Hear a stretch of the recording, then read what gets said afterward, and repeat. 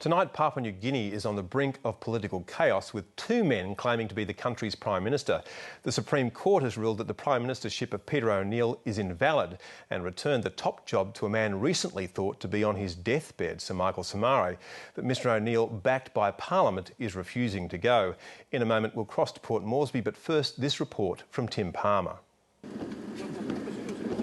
It was late last night in Port Moresby when, to the sound of gunfire, police blocked one of the men claiming to be Prime Minister on his way to see the Governor-General, that Papua New Guinea's constitutional deadlock lurched into national crisis. This still is a tense situation and we are deeply concerned about it. Our concern at this stage is that all parties exercise appropriate restraint and calm. That's what's important, as we don't want to see bloodshed on the streets, given that we did have gunfire last night and some somewhat disturbing incidents.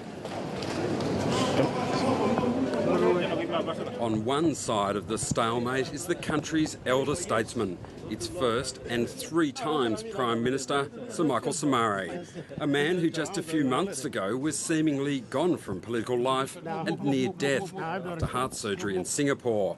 In June, Sir Michael's family had announced he'd resigned as Prime Minister. But now he has the backing of the country's Supreme Court to say he should be back running the country as PM. The legitimate government of Sir Michael, as at the 2nd of August, has now been fully restored by the due process of law. On the other side, and backed by nearly the entire Parliament, is Peter O'Neill, considered the Prime Minister until yesterday's court ruling sacked him. He says he's still PM despite that. After police forced him back from visiting the Governor-General's last night, Peter O'Neill took a different and provocative tack today, convening Parliament and taking to the government benches as the Speaker announced that not only was Mr O'Neill still the Prime Minister, but that Sir Michael Somare was, after a recent parliamentary vote, no longer an MP, let alone the PM. The Honourable Parliament have effectively removed the former Prime Minister. He is now an ordinary person. And with that, Mr O'Neill let it be known he intended to take the very prime ministerial action of organising an address to the nation. Outside the Parliament, that all stretched an already taut situation, something quickly transmitted to Australia's High Commission in Port Moresby and beyond.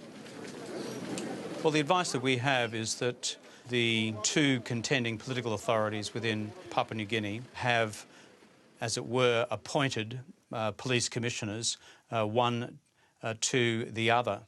In other words, the pre-existing police commissioner appointed by Mr O'Neill remains in position. Sir Michael Somare, following the High Court's determination, has made a different appointment. This is a particularly disturbing development. I've asked the High Commissioner to have the Australian Federal Police representatives speak to their PNG police counterparts to request calm, given that you do have this apparent split within the PNG police force. And similarly, through the High Commissioner, the Australian Defence Force have done the same with their colleagues in the Papua New Guinea Defence Force. But so profound is this political and constitutional division that Australia won't yet recognise either man's claim on the Prime Ministership. The Australian Government's position is to await the determination of the Governor-General. The Governor-General has ultimate political authority on this matter under the PNG Constitution. That would be the way we'd expect it to go, but so far the Governor-General has already been accused of just signing whatever comes onto his desk. I don't think we could accuse the Governor-General of having a partisan position on this. PNG analyst Ron May says neither of the self-proclaimed Prime Ministers appear ready to give ground. I'm not sure how this will be sorted out. It's possible that there'll be some brokering going on within the two political factions to try and get around this, but I don't see that this will be easy because I don't see either Sir Michael Somare or Peter O'Neill stepping down very quickly.